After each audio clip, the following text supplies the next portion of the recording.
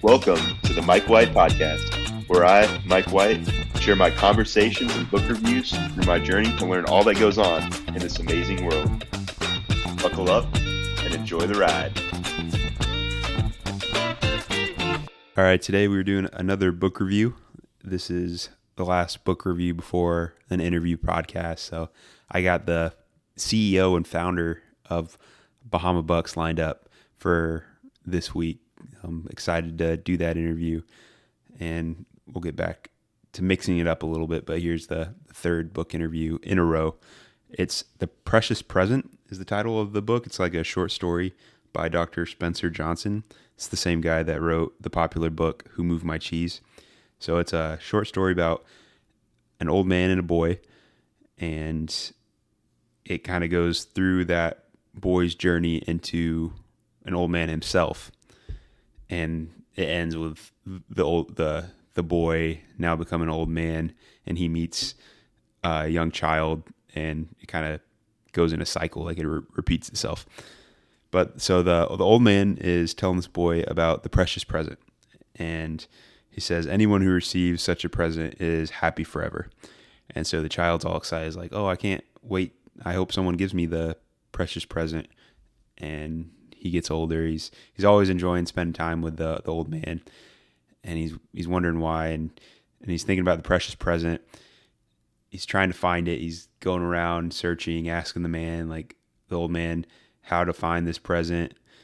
And the old man's not really telling him. He's just giving these little hints, little nuggets. And so eventually the child becomes a young man, and he's getting frustrated. He doesn't know what this precious present is. And the old man tells him, only you have the power to make yourself happy. So this kind of ties into the whole theme of how I see this book is big topics of accountability, ownership, and selfishness. So that quote right there is only you have the power to make yourself happy, I think is very true. And a lot of it goes into accountability and selfishness. Like your life is what you make of it. It's a self-responsibility, self-reliance.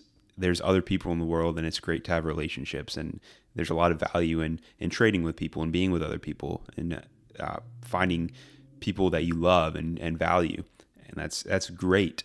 But that is to think that other people are the purpose of your life, I think can be detrimental and kind of a second-handedness mindset, and that other people can control how you see your life is dangerous. So I think selfishness is great, and people think I'm crazy. They think, oh, then everyone's just going to be lying, stealing, cheating, and I think those are not selfish actions. That's unselfish to do those things. That is working against your interest, and you're not going to live a happy life doing that. And I would argue that's detrimental to your health, self-worth. So I think selfishness is good, and that's finding stuff that you value and making your life the best you can.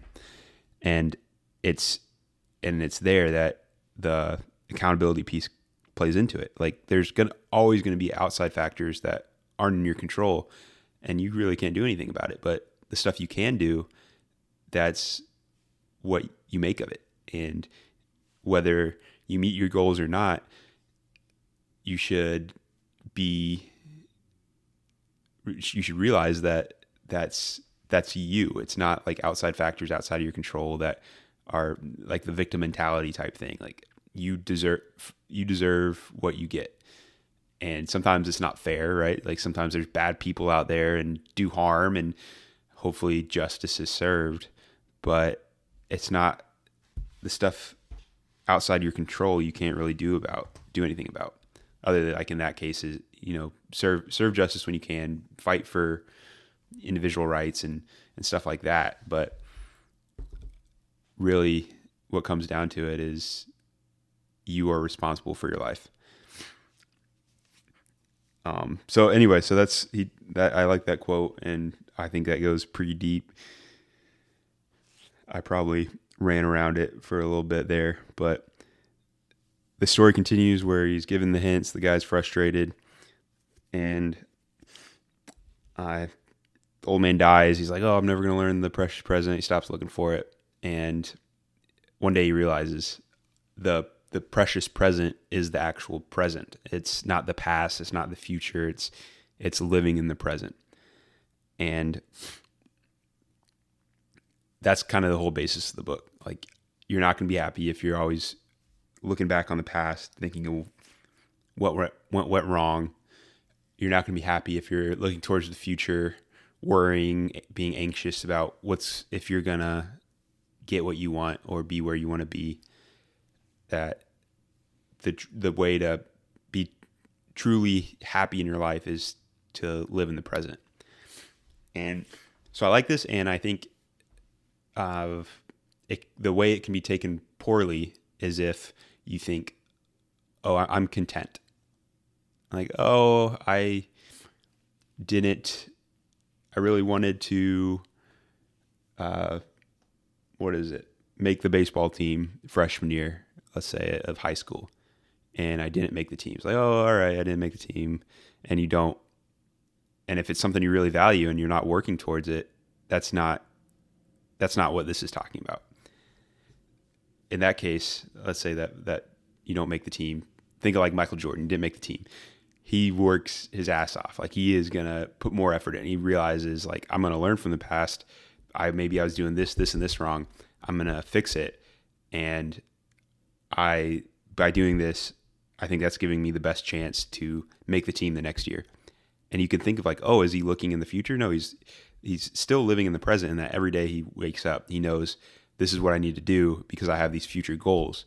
But he's not constantly worrying about the future goals. He's focusing on the moment, the day, the task ahead, or right ahead of get this done. And you can still have the bigger picture, the future picture, but you're not being anxious and letting the unknown affect your daily life.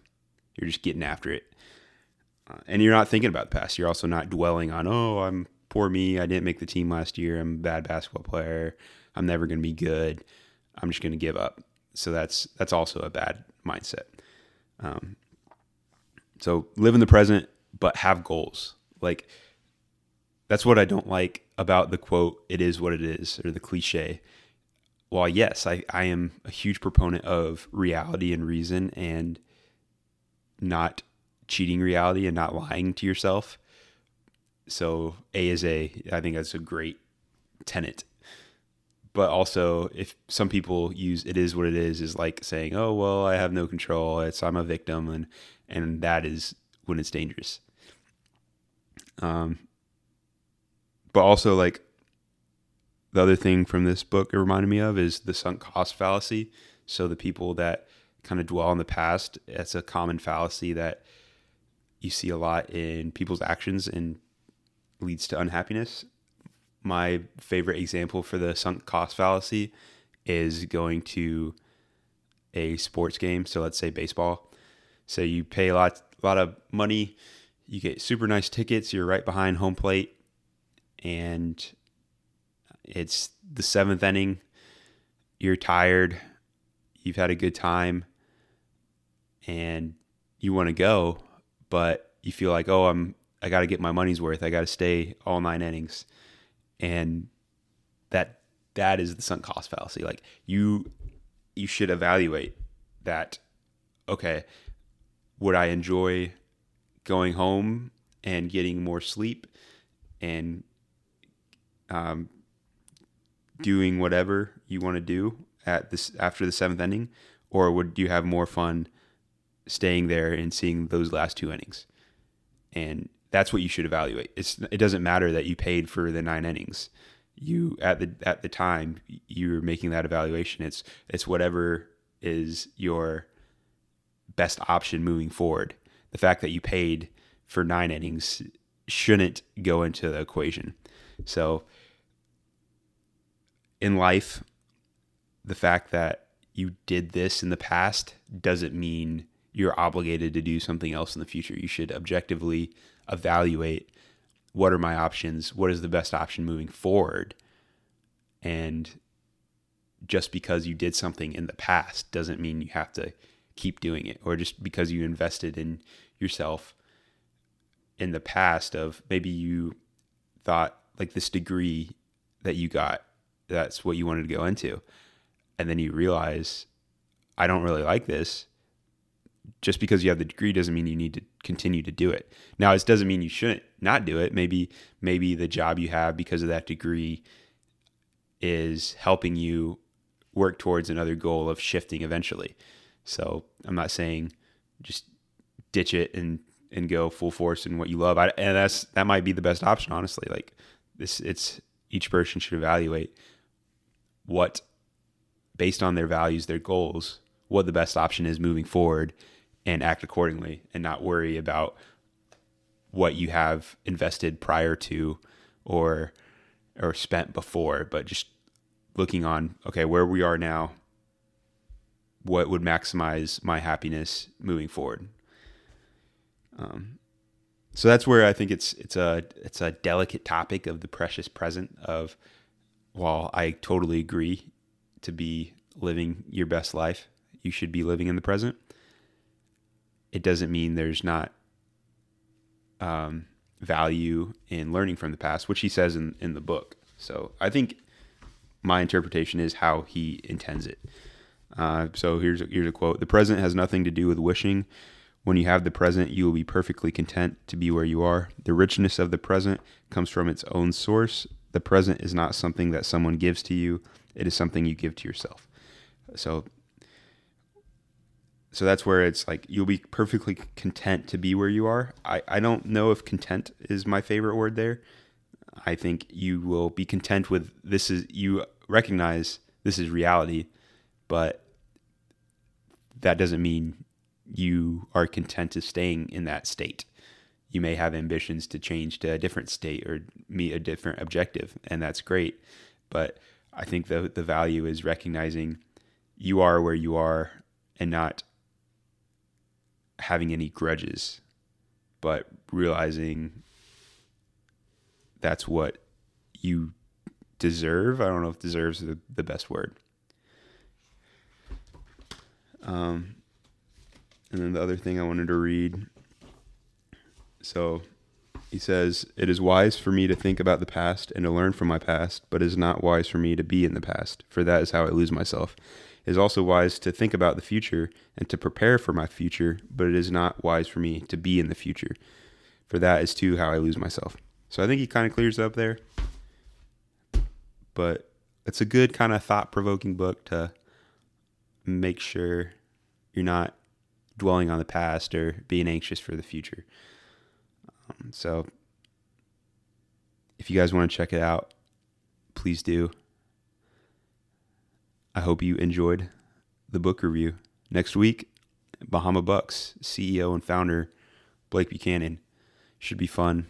If you have any questions, and you can get them to me today, if you want to ask them, I'll ask them those questions. So thanks, guys. Have a great week. See ya. Thank you for listening to the Mike White Podcast. Be sure to follow us on Instagram and TikTok at Mike White Pod, and subscribe to the YouTube channel. Y'all have a great day.